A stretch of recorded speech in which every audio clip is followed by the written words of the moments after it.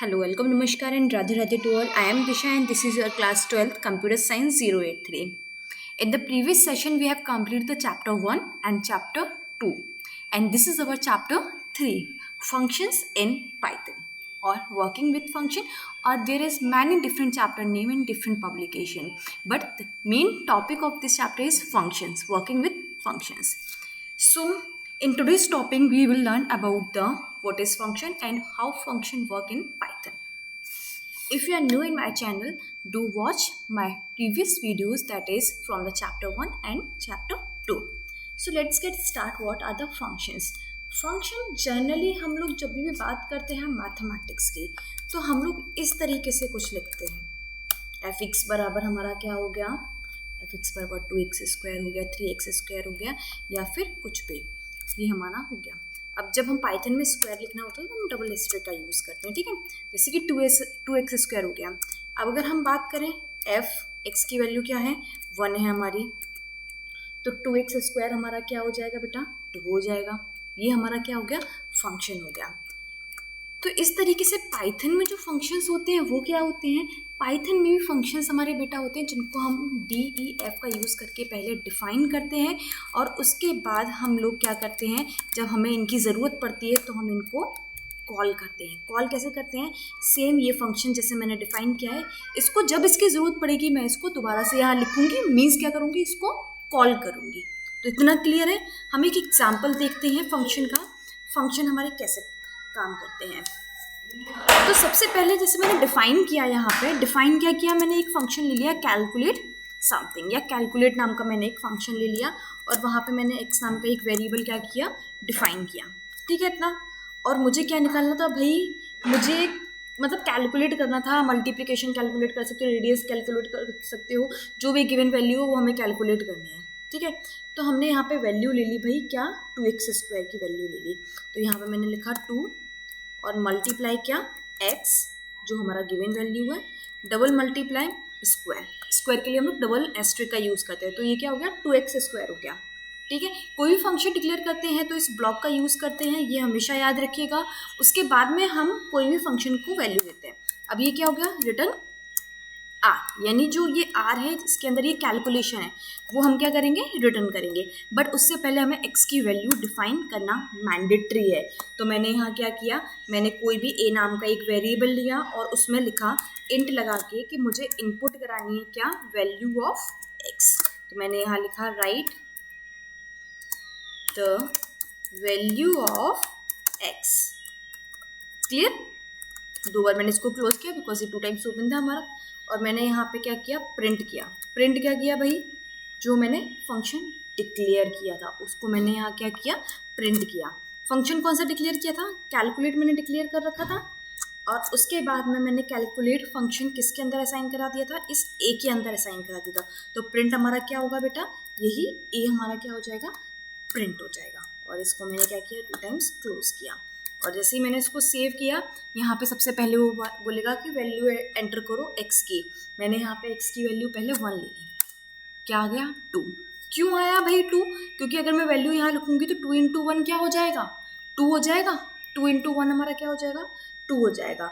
और हमारा 2 × 1 हमारा कुछ नहीं होगा, ये 1 की पावर पहले कैलकुलेट होगी बेटा. 1 की पावर 2 क्या हो जाएगी, 1 होगी. और 1 का जब मल्टीप्लाई 2 में होगा तो वो क्या रहेगा, 2 ही रहेगा. नहीं समझ में आया, चलो कोई बात नहीं. जिनकी मैथ्स थोड़ी वीक है उनको थोड़ा हो सकता है समझना है.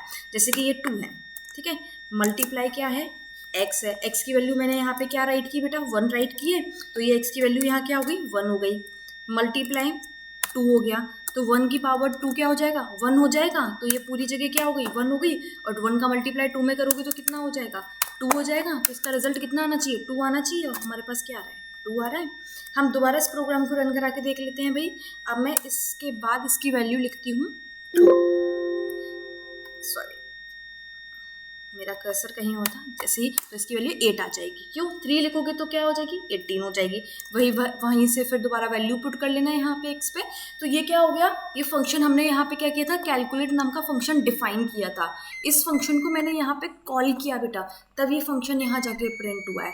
समझ आया इतना, ठीक है.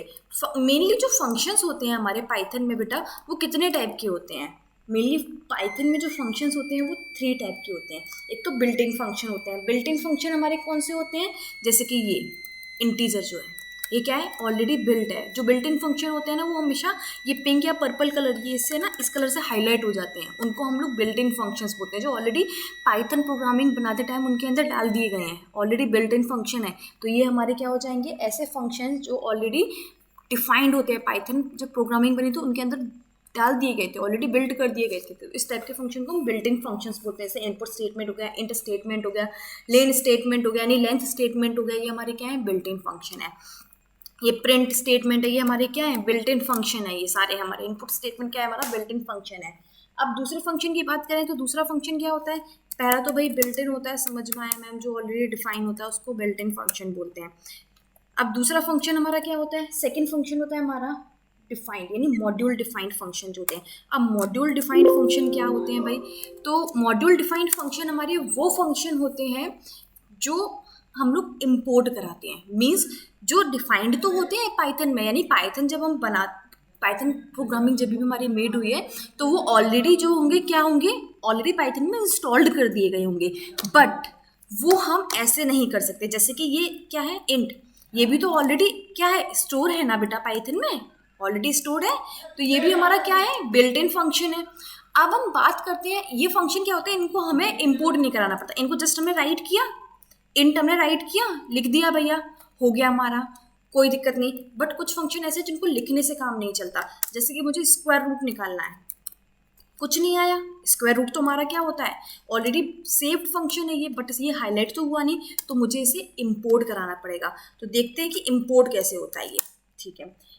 इसको इम्पोर्ट कराने के लिए बेटा हम लोग क्या करेंगे, सबसे पहले हम मैथ मॉड्यूल लेंगे, क्योंकि ये मैथ मॉड्यूल का क्या है, एक पार्ट है। इम्पोर्ट कराया हमने मैथ, ठीक है। उसके बाद हमने क्या किया, a is equals to square root, किसका स्क्वायर रूट चाहिए मुझे, मुझे 25 का स्क्वायर रूट चाहिए, ठीक है। और मैंने प्रिंट कराया क्या, a, ठीक है।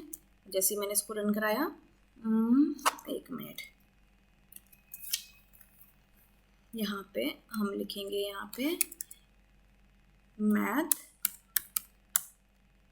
डॉट स्क्वायर रूट, और जो स्क्वायर रूट होगा वो यहाँ पे क्या हो जाएगा, ठीक है।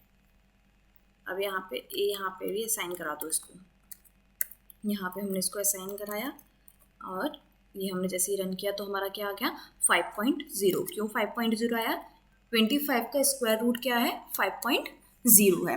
इतना समझ में आया, क्लियर है। अब पॉइंट में क्यों आ रहा है, क्योंकि हमने यहाँ पे इंटीजर नहीं लगा रखा, फ्लोट में आंसर आ रहा है। फ्लोट में आंसर कैसा आता है, डेसिमल वैल्यू में आता है। तो ये हमारा सेकंड टाइप का फंक्शन था जो हमें इंपोर्ट कराना पड़ता है, समझ में आया ये। अब हम थर्ड फंक्शन की बात करते हैं, ऐसे फंक्शन जो यूज़र खुद डिफाइन करता है। जैसे कि यूज़र खुद डिफाइन करता है, मीन्स पाइथन उसको क्या करता है, अलाउ नहीं करता, पाइथन उसको नहीं अलाउ कर रहा है कि हम ऑलरेडी फंक्शन, मतलब जब पाइथन प्रोग्रामिंग हमने रेडी किया था हम उसमें ऑलरेडी सेव्ड कराएं। ऐसे फंक्शन जो यूज़र खुद बनाता है, जैसे कि मैंने यहाँ पे फंक्शन क्या लिया था, कैलकुलेट, ये वाला, ये फंक्शन जो हमने लिया था बेटा, ये क्या था, ये हमने खुद बनाया था, ना ही हमने इसको इम्पोर्ट कराया था और ना ही ये हमारा बिल्ट इन फंक्शन था। हमने क्या किया था, इसको खुद क्या बनाया था। तो ये हमारा कैसा हो गया, ये यूज़र डिफाइंड फंक्शन हो गया। ये हमारे क्या हो गए, 3 टाइप के फंक्शन हो गए। पहला तो बिल्ट इन फंक्शन हो गया, सेकंड जो इंपोर्ट कराने पड़ते हैं, इंपोर्ट का मीन्स जो मॉड्यूल्स डिफाइंड होते हैं, इंपोर्ट मॉड्यूल होते हैं। थर्ड हमारा क्या हो गया बेटा, थर्ड हमारा हो गया यूज़र डिफाइंड फंक्शन, जो हम लोग खुद डिफाइन करते हैं, ठीक है। तो इतना हमारा क्लियर है। उसके बाद में आगे बात कर रहे हैं हम लोग नेक्स्ट प्रोग्राम की। अब नेक्स्ट प्रोग्राम, सैम्पल प्रोग्राम देखते हैं कि किस तरीके से रन करता है। अब हमने बात की, जैसे कि हमने एक और फंक्शन डिफाइन किया यहाँ पे, डिफाइन मल्टीप्लाई, मुझे मल्टीप्लाई कराना है किसी भी नंबर का, ठीक है। तो मैंने यहाँ पे 2 नंबर ले लिए हैं, x और y, सॉरी, ठीक है। अब मल्टीप्लाई कराने के लिए मुझे 2 वैल्यू चाहिए, इसलिए मैंने यहाँ पे 2 वैल्यू ले ली है, ठीक है। अब क्या किया मैंने, s नाम का एक वेरिएबल लिया जिसके अंदर मैंने x मल्टीप्लाई y को क्या करा दिया, स्टोर करा दिया। और मुझे रिटर्न क्या करना है, s रिटर्न करना है, भाई s के अंदर स्टोर है। तो अब x और y की वैल्यू मुझे क्या करानी पड़ेगी, इनपुट करानी पड़ेगी। तो मैंने यहाँ पे क्या लिया भैया, x और y की वैल्यू की जगह मैंने num1 और यहाँ पे num2 नाम का वेरिएबल ले लिया। num1 में मैंने यहाँ पे इनपुट कराया इंटीजर इनपुट, क्या इनपुट कराया भाई, right the value of x, ठीक है। उसके बाद मैंने क्या कराया नंबर 2 में इंटीजर, और हमारा ये इनपुट स्टेटमेंट हो गया भाई। यहाँ पर मैंने लिखा है right the value of y, क्योंकि हम x और y को ऑलरेडी ऊपर डिक्लेयर कर चुके हैं, ठीक है। तो यहाँ पे हमारा इतना क्लियर हो गया, इतना समझ में आया हमें कि ये पहले हमने x और y ले लिया था और उस वैल्यू को अब यहाँ पे हमने क्या करा लिया, एंटर करा लिया है। क्यों? क्योंकि भाई x और y में हमने कुछ लिखा तो है नहीं, जब हम रन कराएंगे तो इनपुट स्टेटमेंट का यूज़ नहीं करेंगे तब तक वो वैल्यू हमारी एक्सेप्ट नहीं करेगा। अगर आपको नहीं पता है इनपुट स्टेटमेंट का यूज़ क्या होता है, वेरिएबल कैसे डिक्लेयर किए जाते हैं, तो फर्स्ट क्लास देखिए बेटा, उसमें मैंने सब बताया आपको, ठीक है। तो ये हमारी क्या हो गई, दो वैल्यूज़ हमने क्या करा दी, x और y को स्टोर करा दिया। अब x और y को स्टोर कराने के बाद हमारा क्या काम है, इनको प्रिंट कराना। प्रिंट कैसे कराएंगे, अब हम एक वेरिएबल लेंगे जिसमें हम फंक्शन, यानी ये जो मल्टीप्लाई वाला फंक्शन हमने लिया है ना, ये वाला फंक्शन, इसको हम क्या करेंगे, कॉल करेंगे, ठीक है। तो इतना हमने क्लियर किया भाई। और उसके बाद मैंने ए नाम का एक वेरिएबल लिया, उसमें मैंने मल्टीप्लाई नाम के फंक्शन को कॉल किया, और यहाँ पे हमने जो नंबर 1 और num2 लिया था, जैसे कि नंबर 1 और num2, ये नाम के जो वेरिएबल लिए थे उन्हें कॉल की। अब num1 और num2 क्या है, एग्जैक्ट में num1 और num2 x और y है, तो हमने x और y को क्या किया है, कॉल किया है, और फिर हमने क्या करा दिया, प्रिंट करा दिया। भैया प्रिंट क्या होगा मैम, x और y होगा या num1 num2 होगा, ना ही x और y प्रिंट होगा, ना ही num1 और num2 होगा। इसके अंदर स्टोर क्या है, फंक्शन जो है किसके अंदर स्टोर है, ए के अंदर स्टोर है ना ये फंक्शन, तो ए क्या है, ए प्रिंट होगा, ए अपने आप फंक्शन को कॉल करके आएगा। तो हमने क्या करा दिया, प्रिंट ए। कोई मैसेज लिखना चाहते हो तो मैसेज भी लिख सकते हो डबल इन्वर्टेड कॉमा में, ठीक है। ये हमने जैसे ही रन कराया इसको, एक मिनट, जैसे ही हमने इसको रन कराया बेटा, यहाँ पे आएगा right the value of x, 5 लिखा, 6 लिखा, 2 लिखा, 6 और 2, 6 2 12, ये क्या हो गया, मल्टीप्लाई फंक्शन का यूज़ हो गया। ऐसे बहुत सारे प्रोग्राम हैं जो मैं आपको कराऊंगी।